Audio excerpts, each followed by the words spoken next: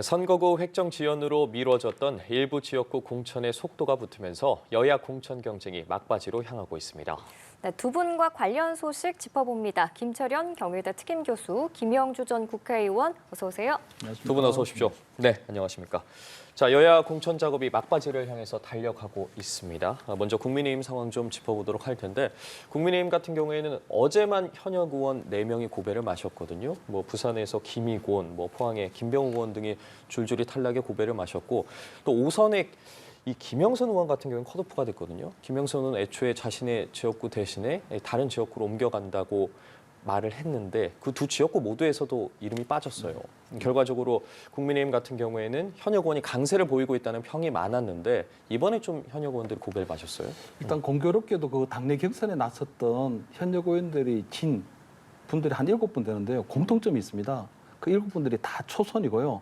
또 경선 방식이 2인 경선이 아니고 3인 경선인 예를 들어 다자 경선이었거든요. 어떻게 보면 이제 이에 반해서 우리 어떤 다선들 그리고 중진 의원님들은 다 2인 경선이 대부분이었습니다. 예. 결국 보면은 이런 경선 방식이 만들어졌다는 건 초선들보다는 다선들이 아무래도 지역 활동을 오래 하다 보니까 누적된 이미지가 있고 그런 것들이 아마 경선 방식을 그렇게 결정한 것 같은데 어떻게 보면은 2인 경선이 아니고 다자 경선이 됐을 때 결선까지 갔을 때 보면 현역 의원에 대한 교체 비율을 그대로 반영할 수 있었다는 거거든요. 결국 그래 보면 결국 이번에 현역 교체에 대한 부분들은 어떤 국민의 어떤 교체 비율을 교체 여론을 조금 반영하려면 2인 경선 방식이 아니고 3인 경선 방식, 다자 경선 방식이 더 좋을 수 있다. 그래서 어떻게 보면 정치 신인들에 대해서 가산점을 주고 또는 중진 의원들에 대해서 감점 요인을 주는 것보다 더 중요한 부분들이 경선 방식에 있다는 부분들이 발견됐거든요. 그래서 아마 이런 부분들은 차후 이제 공천 룰을 세팅할 때 좀 더 정교하게 경선 방식을 어떻게 가져갈 건가 하는 부분들도 굉장히 숙제로 남기게 됐다 이렇게 보입니다. 예, 경선 방식에 대해 말씀을 해주셨는데 그동안 좀 감동이 없는 공천이다 이런 이야기도 나오고 있었거든요. 네. 결과 어떻게 보고 계세요? 사실은 지금 정치 또 총선에 있어서는 감동이 있냐 없냐가 별로 중요하지 않습니다. 이길 수 있냐 없냐가 훨씬 더 중요한 부분인데 지금 지형은 감동보다는 지금 국민의힘에서는 이길 수 있는 공천 쪽으로 가고요. 또 물론 그 전제가 지금 이제 이준석 대표의 새로운 어떤 당을 만든다든지 민주당도 마찬가지고 전체적으로 총선 분위기가 굉장히 다당제 구도, 어수선한 구조이기 때문에 오히려 국민들은 조금 더 안정된 기조를 더 원하지 않을까 하는 부분이 있었고 그것도 국민의힘에서는 더군다나 김건희 여사 특검 문제에 있어서 또 현역들이 그런 어떤 재투표에 있어서의 말하자면 유출 가능성, 원심력의 가능성을 봉쇄하기 위해서 조금 현역들한테 유리한 구조의 어떤 판짜기가 있었지 않았겠냐 이제 그런 부분이 저는 생각이 들고요. 아마 그게 지난번에 한동훈 비대위원장하고 다선 의원들 만남 속에서 그런 분위기가 이미 읽혔거든요. 할만하다라는 분위기고 방금 이제 김철현 교수 얘기한 것처럼 상당히 어떻게 세팅하느냐에 따라서 초선은 조금 힘없는 초선은 변경시키지만 다선은 살아남을 수 있는 구조가 제도화됐다.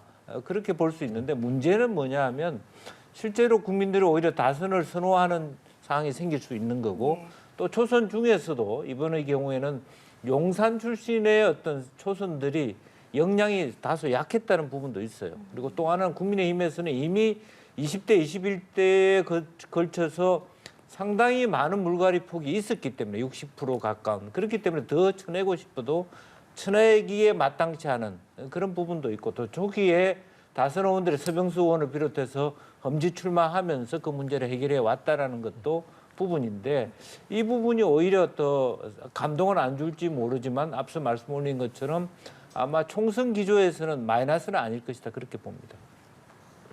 예.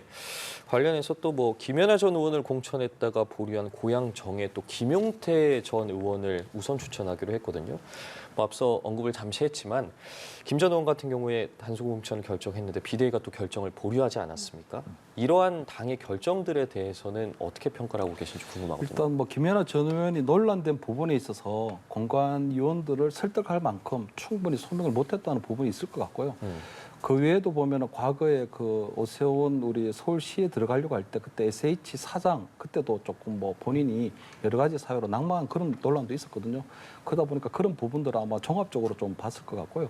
특히 고향 같은 경우에는 그 4개 선거구입니다. 그렇기 때문에 한 곳에서 어떻게 만약에 공천이나 이런 논란이 벌어지면 여타 지역에 미치는 파급 효과도 상당히 좀 나쁘기 때문에 아마 그런 부분들 전체적으로 아마 이 공천관리위원회에서 전략적으로 또 종합적으로 판단하지 않았을까 이렇게 좀 보입니다. 예, 이런 부분에 있어서 앞으로 좀 파열음은 나오지 않을까 하는 궁금증도 생기는데 어떻습니까? 지역에 있어서는 그동안에 뭐 지금 현재 국민의힘 입장에서는 이상민 의원이나 앞으로 있을 뭐 김영주 부의장이나 이렇게 갑자기 이제 영입한 인사들이 들어올 경우에 그동안에 막 오선을 할 동안에 굉장히 이를 갈았던 사람들이 상당히 갑자기 적이 동지로 봐면서 그걸 수용해야 되는 그런 충격도 없지 않아 있을 것이고요.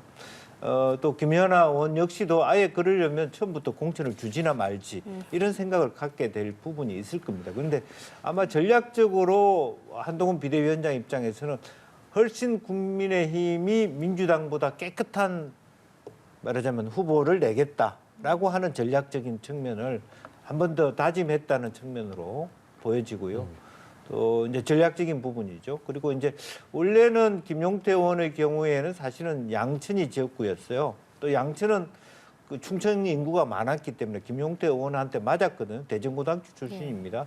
이제 그런 부분이 있는데 갑자기 구로로 가면서 자기도 이제 길을 잃어버렸는데 다시 저 지역에 재진입을 했다라고 하는 부분. 그래서 사실은 뭐 죄송한 말씀이지만은 김연아 의원의 학력과 김용태 의원의 학력에 비해서 전체적으로 아마 국민의힘이 대체로 보면 개항도 그렇고 보면 거의 고학력, 엘리트, 초일류 대학 중심으로 공천을 재세팅하고 있지 않느냐. 그것이 한동훈 비대위원장과 실제로 윤석열 대통령의 좀 특징 아닌가. 학력을 먼저 보고 또 그렇게 되면 김용태 의원은 사실 서울대 출신이었기 때문에 뽑혀왔나 그런 의심도 우리가 가질 수 있는 그런 지점이 있다고 예, 보입니다. 개인적으로 그런 평가를 네. 하고 계신다는 말씀이신 네. 거죠? 네, 지금 이렇게 여야의 공천 작업이 후반전에 돌입한 가운데 국민의힘에서는 친윤계, 또 더불어민주당에서는 친명계 대부분이 공천장을 따냈습니다. 혁신이 없는 거 아닌가 하는 얘기가 나오고 있는데 전반적으로 지금까지의 공천 상황은 어떻게 평가하실 수 있을까요? 일단은 뭐 한동훈 위원장이 내건 이번 총선에서 어떤 이기는 공천, 특히 보면은 뭐 인지도, 그다음에 뭐 당선 가능성, 경쟁력 이런 부분들을 조금 종합적으로 고려해서 한 부분이 있고요. 예. 그 일각에서 보면 현역에 대한 물갈이 비율이 너무 낮은 거 아니냐 이런 얘기를 하고 있는데 아까 우리 우리 김 의원님께서도 말씀하신 것처럼 지난 20대, 21대에 걸쳐서 이 대폭적인 어떤 이 국민의힘에서 물갈이가 이루어졌습니다. 그래서 지난 21대 보면 지역구에서 당선된 분들이 84분인데 그중에 초선 의원들이 48분에 해당하시거든요. 그래서 재선 의원 21분까지 표시하면 사실은 거의 뭐 한 80% 정도가 지난 21대 때 대폭적인 물갈이가 있었기 때문에 이번에 어떤 물갈이에 대한 그런 뭐 대상 자체가 조금 없었다. 그 대신에 민주당 같은 경우는 한 160여 분 이상이 당선됐기 때문에 거기서는 대폭적인 물갈이를 할 수 있는 여건이 되는 거고요. 그래서 뭐 그냥 수평적으로 단순하게 비교하기는 좀 곤란한 부분이 있는 것 같고 국민의힘 같은 경우는 그 대신에 중진 의원들의 어떤 험지 출마나 불출마 선언들이 좀 계속적으로 이어져 왔거든요. 그렇기 때문에 아마 그런 부분들을 현역 의원에 대한 새로운 방식이 좀 도입된 부분이 있는 거고. 그래서 국민의힘 같은 경우는 어떻게 보면 5선에서부터 초선까지 전체적으로 선수의 근육을 좀 배려해서 다음에 22대에서도 조금 안정적인 국회 운영이 가능할 수 있는 그런 좀 세팅이 됐다 이렇게 좀 보입니다. 네, 앞서서 말씀해 주신 게 물론 감동이 있는 공천도 중요하지만 무엇보다 이기는 공천이 먼저 아니겠느냐라고 말씀해 주셨어요. 지금까지 전반적인 상황은 그럼 어떻게 보고 계세요? 글쎄요, 뭐 지금 현재 공관위가 갖고 있는 권위가 국민의힘에서는 먹히는 것 같습니다. 비대위원장과 공관위원장의 말씀에 대해서 김성태 전 의원이나 이런 부분에 또 초기에 뭐 장재현 의원의 어떤 뭐 그 당원들 전세 버스를 90대로 몰고 갔다느니 이제 그런 부분이 있었습니다만은 그 자체가 다 정리가 됐어요.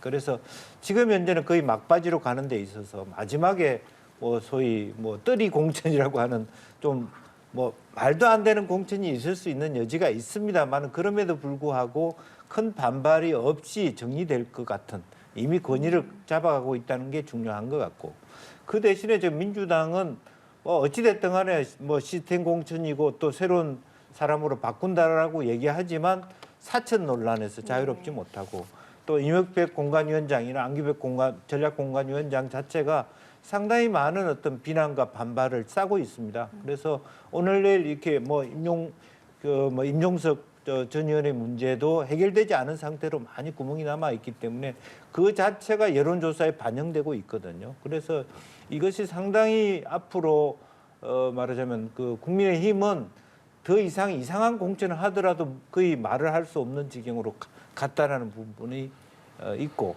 민주당은 역으로 보면 아주 객관적인 공천을 하더라도 여전히 불신을 받을 수 있는 여지가 남아 있다는 부분에 대해서 민주당이 굉장히 악재에 휩싸여 있지 않나 그렇게 보여집니다. 예, 민주당은 악재고 어쨌든 국민의힘 같은 경우에선 공간이 좀 권위가 살아있다 이런 말씀을 해주셨는데, 국민의힘 상황 관련해서 또 눈길을 가는 게 이 국민 추천제거든요. 뭐 앞서 한동훈 비대위원장도 그렇고 계속해서 이야기하고 있는 부분이 이 감동이 없다, 뭐 현역 물갈이가 좀 되지 않았다 이런 평에 대해서 계속해서 이야기했던 게 이 국민 추천제인데, 이 내일부터 또 위성정당인 국민의 미래가 또 사실상 이제 추천제를 도입하면서 앞으로 또 어떤 비례대표 공천을 할지에 대해서도 관심이 계속해서 쏠리고 있는 상황이지 않습니까? 일단 뭐 국민 추천제가 당헌 당규상에 있는 제도거든요. 그런데 그동안 이제 조금 유명무실했는데 아무래도 이제 뭐 이 비대위원 뭐 한동훈 비대위원장이나 공천관리위원회에서 너무 밋밋한 공천 아니냐 하는 그런 부분들을 조금 반영하는 것 같고요.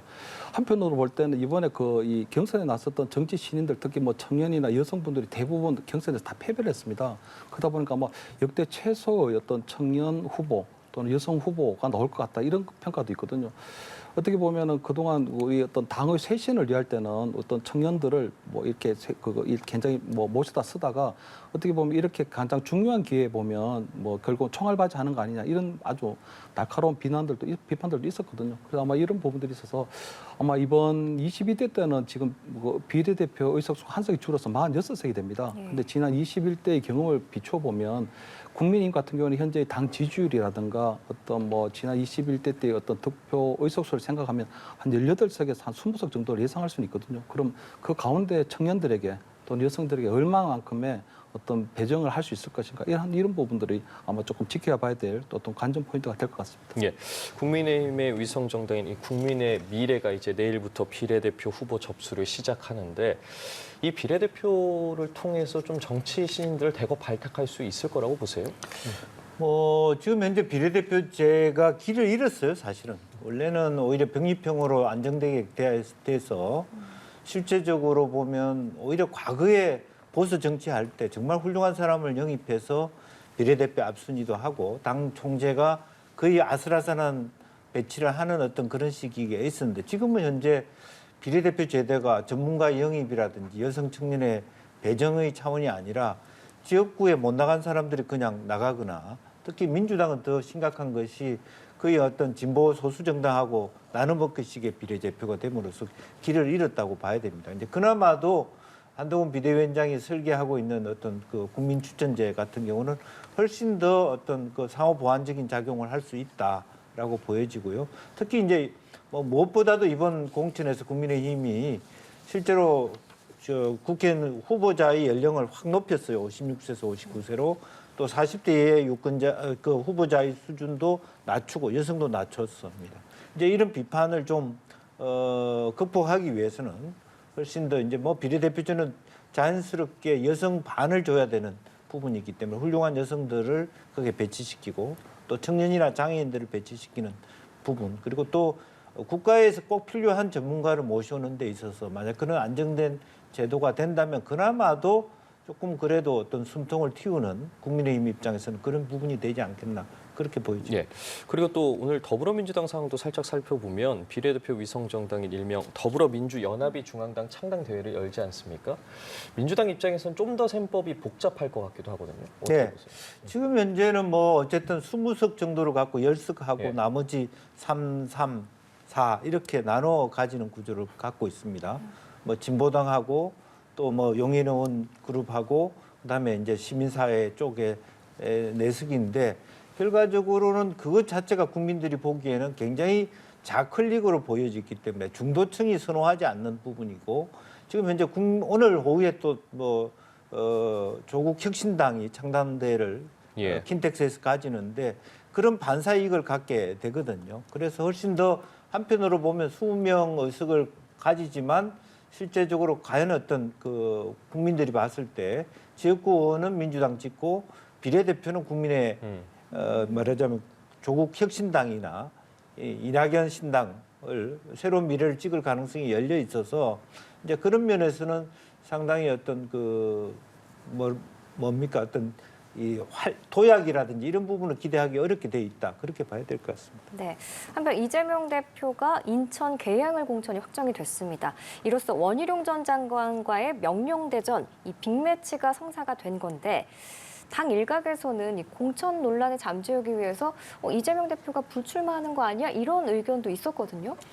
그런 그 의견을 예컨대 예비 후보 등록은 해도 되고 안 해도 되는 부분인데 그런 얘기를 계속 언론에서 이렇게 문제 제기가 되니까 빨리 그런 그 논의를 잠재우기 위해서 말하자면 이재명 대표를 어찌 보면 욕보이는 거거든요. 도망갈 것이다. 뭐 다시 탈당을 해서 비례로 갈 심지어는 그런 얘기까지 또 안 나올 것이다는 얘기까지 나오고 있기 때문에 그런 것이 당 전체적으로 좋지 않아요. 이재명 대표에 대해서 출마 의사가 있냐 없냐 이런 걸 뭐 지역구 의원이 지역구 유권자들이 묻는다 하는 것은 결코 이재명 대표 입장에 그렇게 생각해 보지도 않은 이야기가 나오는 것을 미연에 방지하는 차원에서 그렇게 빨리 정리한가 빠른 건 아닙니다만은 빨리 정리하고 넘어간 거 아닌가 그렇게 보이고 다만 우선 뭐 공천위원장께서 뭐 이재명 대표의 단수 공천에 대해서 중언부언하는 것 자체가 오히려 저는 조금 과했다 그렇게 보여집니다. 지금 이렇게 명령대전이 성사된 후에 원 전 장관이 SNS에 이 대표의 사법 리스크를 부각하면서 공세를 취했습니다. 그러면은 이번 명령대전에서 가장 큰 변수는 뭐가 될 거라고 예상하세요? 그럼 뭐 원희룡 전 장관은 지금 초반에 굉장히 물량을 계속적으로 물량 공세를 하고 있거든요. 그리고 본인뿐만 아니고 뭐 이천수 우리 국가대표 했던 우리 네, 맞습니다. 이천수 선수 그다음 이뇨한 혁신위원장도 얼마 전에 다녀갔고요. 한동훈 비대위원장도 다녀갔거든요. 그래서 어느 정도 그 인천 계양을이 굉장히 국민의힘에게는 열세 지역이기 때문에 그 격차를 초반에 좀 줄이려고 한 노력을 계속해 왔거든요. 근데 이재명 대표 같은 경우에는 지금 사실상 원희룡 후보를 무시하는 전략을 계속 일관하고 있습니다. 그렇기 때문에 지금 원희룡 후보 같은 경우에는 계양을을 바닥 골목길 사사시 훑으면서 사실 골목길 어떤 선거운동을 하고 있다면 이재명 대표 같은 경우는 지금 전국을 다니면서 하는 좀 다른 공중전을 지금 펼치고 있다고 봐야 되거든요. 그래서 결국 이번 계양을의 어떤 선거 판세는 보면 계속적으로 이재명 대표가 그럼 지역에서의 활동을 하지 않고 그럼 계속적으로 전국을 돌아다니면서 그런 선거운동 캠페인을 할 건지 아니면 원희룡 후보의 어떤 골목 교류가 통할 건지도 봐야 되지만 좀 더 큰 변수는 결국은 이재명 대표의 사법 리스크가 있는 건 맞거든요. 3월 달에도 보면 지금 대장동, 백현동 그리고 공직선거법 관련해서 법정에 출석해야 되는 것만 해도 대여섯 번이 됩니다. 아마 그런 것들이 아마 계양 주민들, 특히 계양 유권자들에게 보이는 부러운 부분들이 있을 것 같고요. 또 한편으로 볼 때는 원희룡 후보 말고 그 옆에 보면 그 이재명 대표의 어떤 사법 동기이면서 또 운동권의 어떤 멘토라고 하는 또 최원식 뭐 후보가 이번에 공천이 됐는데 그렇게 어떻게 포위 작전 어떻게 성공할 수 있을지 그리고 마지막 경우에는 지금 우리가 좀 잊어버리고 있는데 그 유동규 전 본부장 입으로 후보로 등록을 해서 거기 이제 또 선거를 시작하게 됩니다. 그러면 이재명 대표를 따라다니는 어떤 스토킹 캠페인에 각광을 할 가능성이 높거든요. 아마 그런 여러 가지 부분들이 아마 이번 계양을 선거를 지켜보는 굉장히 좀 재밌는 포인트가 되지 않을까 이렇게 보입니다. 네, 말씀해 지금- 주신 것처럼 원 전 장관 같은 경우에는 대장동 1타 강사를 또 자임하고 있지 않습니까? 관련해서 또 두 후보 간의 토론회에 대한 이야기도 나오고 있거든요. 아마 토론회를 하면은 이재명 대표 같은 경우 상당히 불리할 가능성이 높거든요. 그래서 최근에 아마 방송사에서 그 이재명 대표하고 한동훈 위원장 간에 1대1 토론을 제안했는데 한동훈 위원장 그걸 바로 즉각 수용을 했지만 이재명 대표 같은 경우는 그걸 피하고 있는 상황이기 때문에 아마 이재명 대표의 원래의 전략, 이번 선거운동 전략, 원희룡 후보 무시 전략을 따른다면 그 후보 토론에도 참여하지 않을 가능성이 굉장히 크다. 아마 전국 선거를 지휘해야 된다는 명분으로 아마 그 토론에도 참석하지 않을 불참할 가능성이 굉장히 높지 않을까 이렇게 보입니다. 예, 이 계양을 지역 같은 경우 송영길 전 민주당 대표가 5선을 한 곳이지 않습니까? 네. 그 이후 2022년에 이제 보궐선거로 이재명 대표가 당선이 됐는데 텃밭을 좀 잘 다졌다고 보고 있을까요? 어떻게 보세요? 뭐 그동안에 이제 뭐 송영길 그 전 대표도 뭐 너무 좋은 텃밭이었기 때문에 뭐 다지고 안 다기를 떠나서 뭐 송영길 이름으로 어선을 할 수 있었다. 또 인천시장을 할 수 있다. 그렇게 보여지고요. 이제 지금 한편으로는 원희룡 전 장관이 굉장히 파죽지세로 몰고 오고 있습니다만 아직까지 여론조사상으로 그렇게 그것이 드러나고 있는 것 같지는 않습니다. 항상 정치라고 하는 것은 한쪽이 결집하면 다른 쪽도 결집하기 때문에 최소한 그래도 이재명 대표가 갖고 있는 민주당의 상징성과 자존심이 있기 때문에 그렇게 만만하게 이렇게 이재명 대표가 활동을 하든 안 하든 그렇게 뒤처지는 골든크로스가 되기는 그렇게 쉽지는 않을 것이다. 뭐 그렇게 보여지고요. 다만 그것은 앞으로 원희룡 장관이 어떤 선거운동을 하느냐에 있는 것이 아니라 당내에 있는 뭐 임종석, 기동민 이와 같은 호남 지역 출신의 수도권 의원들과 어떤 관계를 하고 그들이 어떤 대안을 모색하느냐에 따라서 계양 지역에 있는 호남 유권자들이나 이런 어떤 그 전통적인 민주당 유권자들의 행태에 따라서 달려 있는 문제다. 저는 그렇게 봅니다. 네, 지금 이 민주당에서는 공천 갈등도 계속되고 있는데 임종석 전 비서실장 또 홍영표 의원이 좀 거취 문제를 고민하고 있는 걸로 알고 있어요. 만약에 두 분 다 탈당을 하게 될 경우 좀 줄탈당으로 이어질 가능성도 있을까요?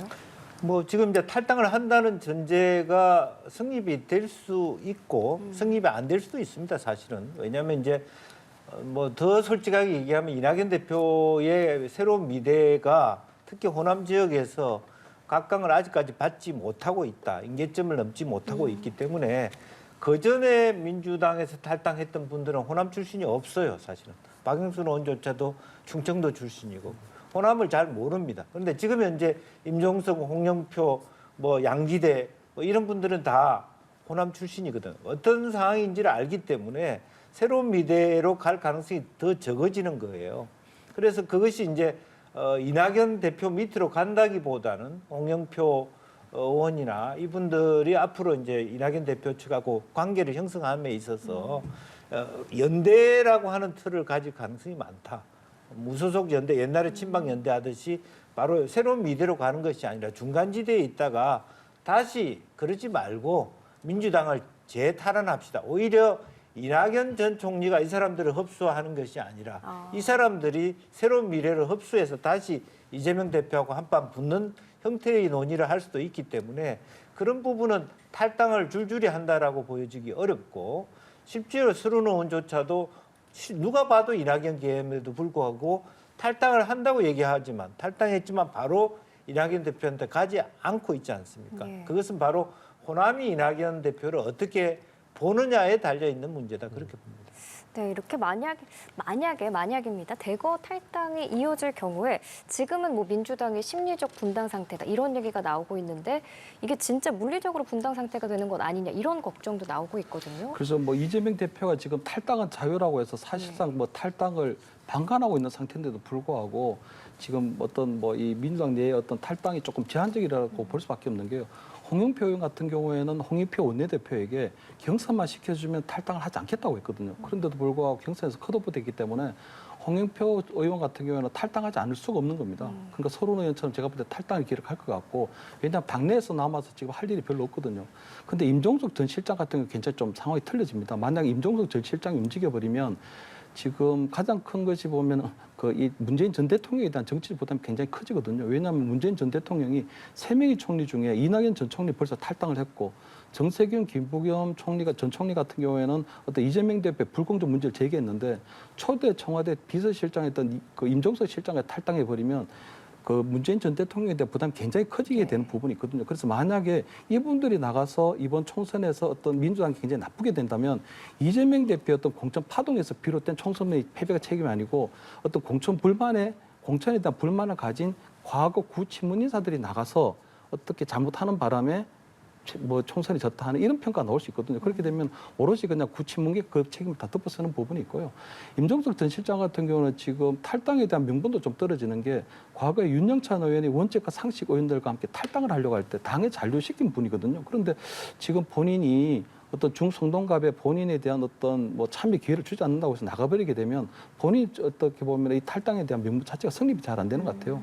그렇기 때문에 아마 임종석 전 실장이 움직이지 않으면 아마 제가 볼 때 더 이상 어떤 탈당을 할 수 있는 릴레이 탈당 좀 나오지 않을 가능성이 높다. 그래서 상당히 좀 제한적으로 이렇게 좀 보입니다. 예, 제한적일 수 있다 말씀해 주셨는데 어쨌든 만약에 탈당을 하게 된다면 이 탈당한 흐름이 제3지대까지 이어질 수 있을지에 대해서 관심이 쏠리고 있거든요. 관련해서 앞서도 저희가 단독 보도를 통해서 전해드린 것처럼 홍영표 의원이랑 서른 의원 그리고 오늘 이낙연 공동대표가 비공개로 회동을 하기로 했다고 하더라고요. 뭐 이낙연 공동대표 같은 경우에는 뭐 오늘로 기자회견이 예정돼 있었는데 네. 기자회견까지 미뤘어요. 이 네. 자리에서 좀 어떤 이야기들이 나올까요? 네, 뭐 말씀하셨습니다만 원래는 강주 서울에 양양자원 지역구에 출마를 하려고 어떤 계획을 짰는데 그런 것이 아니라 홍영표, 서른 이 두 분과 회동을 하기 위해서 급하게 했습니다. 그냥 분위기 자체를 제3지대라고 하는 이미지 메이킹에서 조금 설정을 다시 해서 말하자면 그 민주당과 그 민주당의 실제 민주당은 말하자면 이낙연 새로운 미래다 이런 쪽으로 조금 더 친민주 계열 대한정당으로서의 모습으로 변화시키는 모습이 없잖아 있다 그렇게 보여지고요.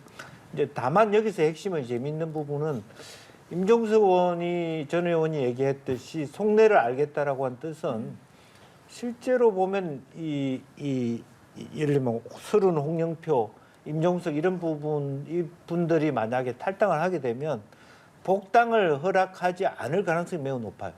그러니까 이재명 대표 체제 하에서. 그럼 완전히 돌아올 수 없는 강을 건너버리는 거기 때문에 탈당을 쉽게 고민할 수 없는, 쉽게 생각할 수 없는 부분이 하나 있습니다. 사실 이현주 의원은 쉽게 복당이 허용되고 심지어는 뭐 전략공천까지, 공천지역까지 선정이 됐습니다만 원래 정당에서 탈당한 의원들에 대해서 복당한다는 그렇게 쉽지 않습니다.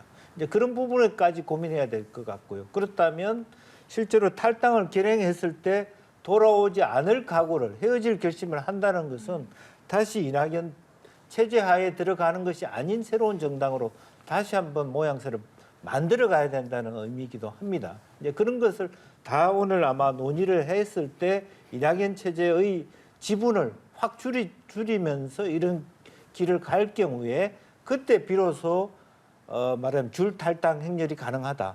그런데 지금 현재 차제에서는 탈당을 많이 하지 못한다. 이런 어떤 간극들이 조정될 수 있느냐 없느냐가 오늘 논의되지 않을까 그렇게 봅니다. 예, 탈당 후에 뭐 복당까지도 좀 고려할 부분이 있다고 말씀을 해주셨는데 결국에 물론 뭐 제3지대 뭐 다른 개혁신당도 있고 뭐 국민의힘에서도 러브콜을 보내고 있는 탈당 의원들이 있긴 합니다만 어쨌든 이낙연 대표가 있는 이 새로운 미래로 향하는 게 좀 더 전략적으로 낫다고 판단을 하고 있을까요? 그래서 저는 이낙연 대표가 조금 경륜이 있으신 분인데 완전 정무적으로 오판하고 있다고 보이거든요.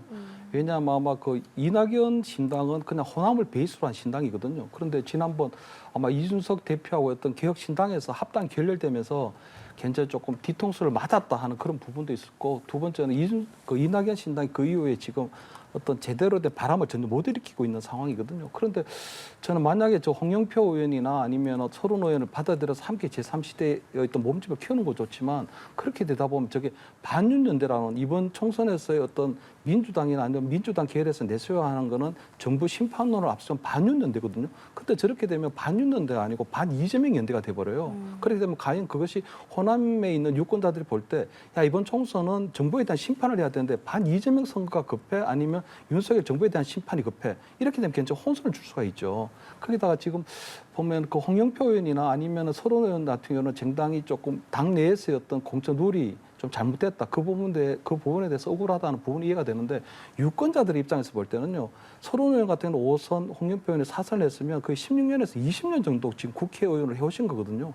그렇게 되면 계속 저분들이 더 해야 될 이유가 뭐지? 그러니까 물론 민주당이 공천룰이 잘못됐는 건 알겠어. 그런데 저분들이 지역에 나와서 출마하면 왜 저 사람들을 또 찍어줘야 되지? 하는 이런 부분에 대해서 저는 의구심을 가지고 갔거든요. 그래서 지금 이낙연 신당이 제가 성공하는 길은 이낙연 신당은 저런 분들을 영입해서 몸집을 키우려고 하는 것보다 호남민들에게 던지는 새로운 메시지가 있어야 된다고 보거든요. 그것은 이낙연 신당이 보여주려고 하는 것은 과거의 민주당 정신을 복원하고 이재명이 사당화라든가 그런 부분이 아니다라고 하는 부분에 대해야지. 그러나 이재명 대표한테 어떤 컷오프된 그런 사람들을 끌어모아서 뭔가 동의해보겠다. 그럼 저는 애당초부터 성공할 수 없다고 보이거든요. 그래서 이낙연 전 총리가 좀 여러 가지 부분들로 지금 아마 뭐 이준석 신당하고도 뭐 합당이 결렬되고 여러 가지 부분에서 지금 조금 어리둥절한 상황이고 약간 뭐 혼선이 겪을 수는 있는데 지금이라도 좀 제대로 된 방향을 좀 잡아야 되지 않나 이렇게는 보입니다. 네, 알겠습니다.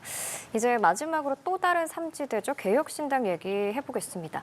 이준석 개혁신당 대표가 이번 총선에서 화성을 출마를 확정했거든요.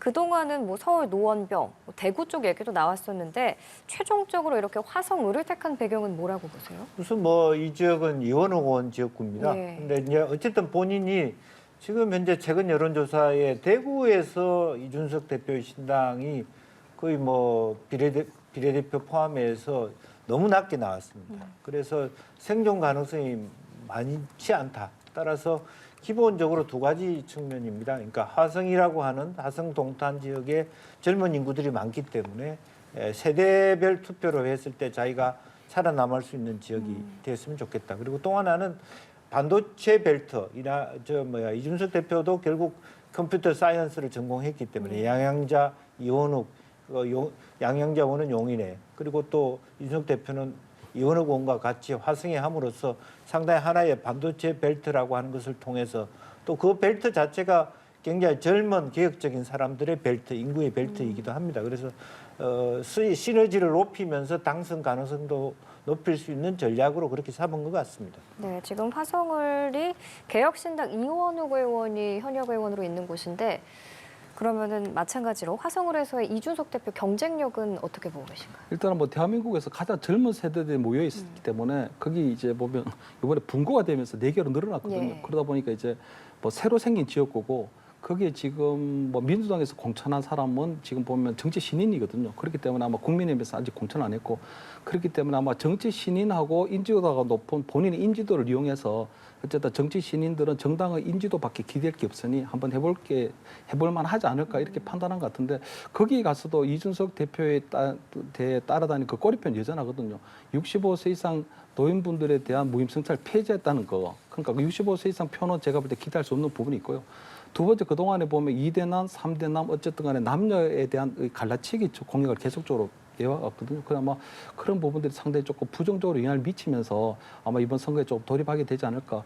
결국은 그 이준석 대표도 보면 일각에서는 이재명 대표처럼 비례로 갈 거라는 그런 전망들이 좀 많이 있었지만 뭐 아마 그리고 이번에 또 김종인 위원장이 아마 개혁신당 공천관리위원장으로 오면서 그런 어떤 전망들도 굉장히 많았거든요. 본인이 어쨌든 노원구 상계동에서 3번 출마해서 그러니까 국회의원 선거를 3번 나가서 3번 다 떨어졌기 때문에 상당히 트라우마가 좀 있습니다. 그렇기 때문에 아마 거기다가 뭐 기준석의 어떤 개혁신당도 지금 생각보다 바람이 일어나지 않고 그래서 아마 여러 곳에 이제 지역구 쇼핑을 하다가 결국은 이제 화성을이라는 곳에서 새로운 정치적 승부수를 던졌는데 이것이 이제 어느 정도로 이제 반향을 일으킬지는 국민의힘의 후보가 이제 누구로 결정되느냐가 굉장히 중요해졌고요. 그 부분이 이제 결정이 되면 아마 조금 지켜볼 뭐 이 포인트가 되지 않을까 이렇게 보입니다. 예, 김종인 개혁신당 공관위원장 이야기해 주셔서 말인데요. 관련해서 이 부분에 대해서 김종인 공관위원장도 그저께 이 대표가 찾아와서 좀 여러 이야기를 하면서 이 지역 출마에 대한 이야기를 했다라고 했거든요. 네. 그렇다면 어쨌든 김종인 공관위원장도 경쟁력이 충분하다라고 보고 좀 허락이라고 해야 될까요? 용인을 해줬다고 봐야 될까요? 네, 사실은 뭐 김종인 위원장은 이제 미래 세대의 차기나 차차기 보수의 대표적인 정치인으로 이준석을 키우고 싶다. 이번은 아니더라도 이제 그런 의미에서 장기적인 투자라는 관점에서 대구를 선택했을 텐데 지금 이제 방금 얘기한 대로 그 트라우마가 있는 거죠.